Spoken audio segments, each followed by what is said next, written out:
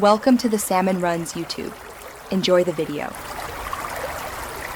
You start by confirming prerequisites: an updated Chrome or Edge browser, a signed-in Google account, and a working microphone.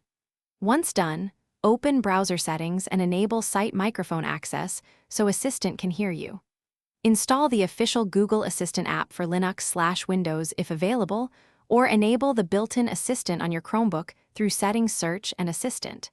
These steps let the system accept voice input. Make sure to grant permissions now so you can move straight into configuration. Once permissions are granted, configure Assistant settings. Set your language and enable voice match so it recognizes you.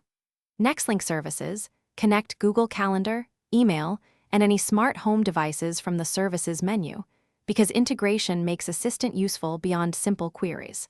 Then select your default microphone and speaker under Device Audio Settings and choose whether hot word detection is on or off. These steps ensure Assistant responds accurately, accesses the right accounts, and controls devices you care about. Now you use Assistant. Speak short commands like, "Hey Google," set a 10-minute timer, or ask it to open apps and read messages, because practical tests confirm full functionality. Create routines and keyboard shortcuts for repeated workflows to save time.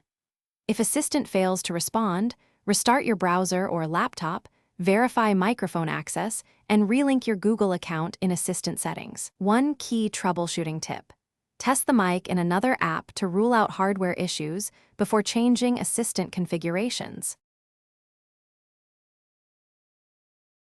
Thanks for watching. Consider subscribing if we helped you.